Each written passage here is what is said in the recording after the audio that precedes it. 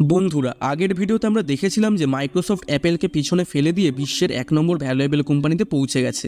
কিন্তু মাইক্রোসফটের বিখ্যাত উইন্ডোজ ওএসকেও অ্যাপেল ও গুগল বর্তমানে কীভাবে ধ্বংস করে চলেছে। যে ভুল সিদ্ধান্তগুলো মাইক্রোসফট নিয়েছিল সেই সময় থেকে এখনও অবধি, এবং সেগুলোর যে কী ভয়াবহ পরিণাম হয়েছিল সেগুলো সব দেখানো হয়েছে আগের ভিডিওতে। যদি তোমরা সেই ভিডিও না দেখে থাকো তাহলে সেই ভিডিও দেখে নিও, লিঙ্ক ডেসক্রিপশন বক্স ও পিন কমেন্টে দেওয়া আছে।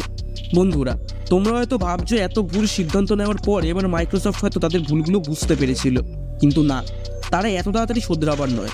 কেন, সেটাই বলবো এই ভিডিওতে।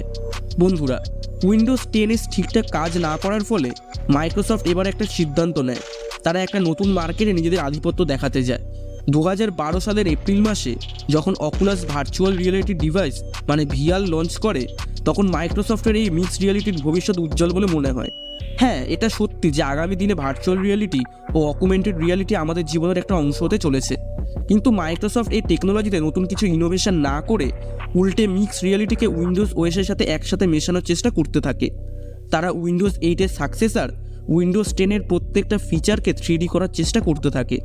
তাদের লক্ষ্য ছিল উইন্ডোজ 10 ব্যবহারকারী মানুষদেরকে সারপ্রাইজ করে দেওয়া, যেটা তারা কখনো ভাবতেই পারেনি। এর জন্য মাইক্রোসফট হোলোলেন্স নামে ডিভাইসও লঞ্চ করেছিল, যেটা উইন্ডোজ মিক্সড রিয়েলিটি প্রোগ্রাম দ্বারা চলতো। কিন্তু এটার দাম ছিল $3500, যেটা একজন সাধারণ উইন্ডোজ ব্যবহারকারী মানুষের পক্ষে নেওয়া সম্ভব ছিল না। উইন্ডোজের এই নতুন ফিচার্স ব্যবহারকারী মানুষদের সংখ্যা ছিল হাতে গোনা কয়েকটা, সেই জন্য এই প্রোডাক্টেরও মার্কেট ভ্যালু তৈরি হয় না। মাইক্রোসফটের এই বেশি নতুনত্বের চক্করে আবারও উইন্ডোজ ব্যবহারকারী মানুষজন বিরক্ত হয়ে ওঠে এবং চাপে পড়ে শেষ পর্যন্ত তারা আস্তে আস্তে করে তাদের এই 3D ফিচার্সগুলো উইন্ডোজ ওএস থেকে রিমুভ করা শুরু করে। বন্ধুরা, বর্তমানেও তোমরা উইন্ডোজ পিসিতে পেইন্ট 3D বিল্ডার এরকমই আরও কয়েকটা অ্যাপ দেখতে পাবে, যেগুলো মাইক্রোসফটের এই ফেইল্ড আইডিয়ার বাই প্রোডাক্ট। সব জায়গাতে ফেল করবার পর মাইক্রোসফট 2015 সালে গুগল ক্রোমকে টেক্কা দেওয়ার জন্য নিজেদের এজ ব্রাউজার লঞ্চ করে, কিন্তু গুগল ক্রোমের সামনে এটা কোনো চ্যালেঞ্জ দিতেই পারে না। এমনকি আজকের দিনেও মাইক্রোসফট এজকে শুধু গুগল ক্রোম ইনস্টল করার জন্যই ব্যবহার করা হয়। সহজ কথায়, মাইক্রোসফট গত 10 বছর ধরে উইন্ডোজকে ট্রান্সফর্ম করার চেষ্টা চালিয়ে যাচ্ছে, আর প্রত্যেকবারই তারা ফেল হচ্ছে। অন্যদিকে অ্যাপেল ও মাইক্রোসফটের অন্যান্য বিপক্ষ কোম্পানিরা এত বেশি নতুন ইনোভেশন না করে নিজেদের বেসিককে শক্তিশালী করে চলেছে এবং কম্পিউটার চিপকে উন্নত ও শক্তিশালী করে ব্যবহারকারী মানুষকে কিভাবে সন্তুষ্ট করবে সেদিকে নজর দিচ্ছে। আইফোন এবং আইপডের সবচেয়ে দৃষ্টান্তমূলক উদাহরণ। মাইক্রোসফট এবার নিজেদের ভুল কিছুটা বুঝতে পেরেছিল এবং সেগুলো শোধরানোর চেষ্টা শুরু করলো। 2021 সালের অক্টোবর মাসে লঞ্চ করা উইন্ডোজ 11-এ তারা কোনোরকম আলতু ফালতু ক্রিয়েটিভিটি দেখায়নি এবং উইন্ডোজের ইন্টারফেসটা ক্লিন এবং ফাস্ট করার দিকে নজর দিয়েছে, যেটা সাধারণ ব্যবহারকারী মানুষকে উপভোগ করতে পারবে। এক্সপ্লোরারতে ট্যাব অ্যাড করা, সেটিং অ্যাপটাকে সিম্পলভাবে বানানো, স্লিপিং মোডে ভিডিও রেকর্ডিংয়ের ফিচার, এরকমই অনেক ভালো ফিচার্স উইন্ডোজ 11-এ তারা অ্যাড করে। কিন্তু প্রশ্ন একটাই, উইন্ডোজ 11 কি তাদের হারিয়ে যাওয়া মার্কেট আবার ফিরিয়ে আনতে পারবে? এর উত্তর না। মাইক্রোসফট উইন্ডোজের প্রতিপক্ষ এখন অ্যাপেল, যাকে হারানো মোটেই সহজ নয়। 2020 সালে অ্যাপেল তাদের ডিভাইসে এম সিরিজের চিপ ইনস্টল করে, যেটাকে তারা নিজেরাই বানিয়েছিল। এটা অ্যাপেলের কম্পিউটারকে আরও স্ট্রং, আরও ফাস্ট করে দেয়, যার জন্য ম্যাক ওএসের পারফরমেন্স নেক্সট লেভেল হয়ে যায়। বন্ধুরা, যদি আমেরিকার পিসি মার্কেট দেখি তাহলে দেখব সেখানে অ্যাপেলের মার্কেট শেয়ার 30% হয়ে গেছে এবং উইন্ডোজের গ্রাফ ক্রমশ নিচের দিকে নেমে 60% হয়ে গেছে।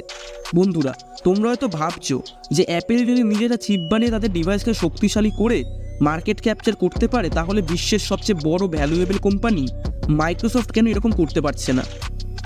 বন্ধুরা, এটার মূল কারণ অ্যাপেলের ম্যাক ওএস শুধুমাত্র অ্যাপেলের ডিভাইসেই কাজ করতে পারে, আর হার্ডওয়্যারও ওএস অ্যাপেলের, সমস্ত অ্যাপ্লিকেশনগুলোও অ্যাপেলের, তাই তারা বেটারভাবে এটাকে অপটিমাইজ করতে পারে।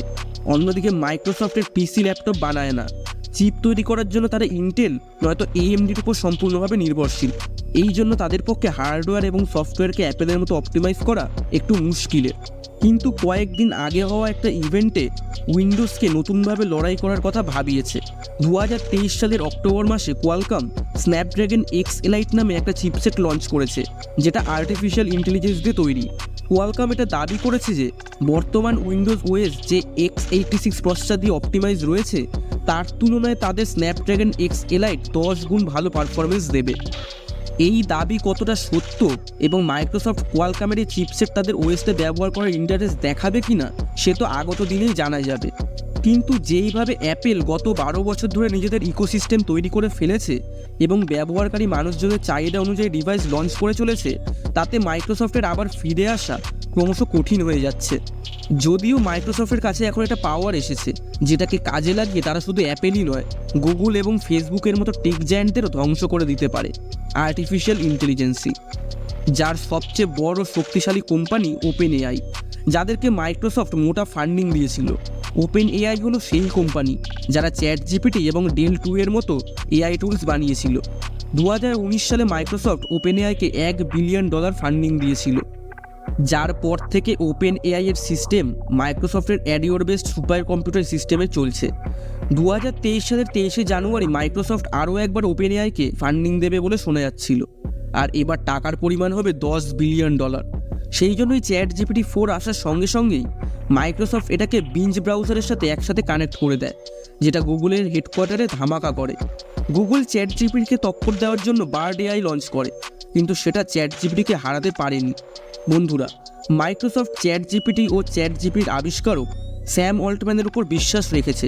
সেই কারণে 17 নভেম্বর 2023 সালে ওপেন এআইতে কিছু একটা সমস্যার জন্য যখন অল্টম্যানকে তাড়িয়ে দেওয়া হয়, তার 3 দিন পর 20 নভেম্বর মাইক্রোসফটের সিইও সত্য নাদেলা তাকে মাইক্রোসফটে জয়েন করার কথা বলেন। যদিও সমস্যা মিটে গেলে অল্টম্যান আবারও ওপেন এআইতে ফিরে যান, কিন্তু এআইকে উইন্ডোজ ওএসের সাথে একসঙ্গে কানেক্ট করা মাইক্রোসফটের জন্য লাভদায়ক হবে নাকি আরও একটা ফেইল্ড ইনোভেশন হবে, সেটা তো সময়ই বলবে। বন্ধুরা, তোমরা উইন্ডোজ ওএস নাকি ম্যাক ওএস ব্যবহার করো, জানাও সেটা কমেন্ট করে। যদি আমি ডিজার্ভ করি তাহলে সাবস্ক্রাইব করে দিও চ্যানেলটিকে এবং একটি লাইক করে দিয়ে যাও। পয়সা তো আর চাইছি না, একটা লাইকই চাইছি। দেখা হচ্ছে পরের ভিডিওতে। ধন্যবাদ।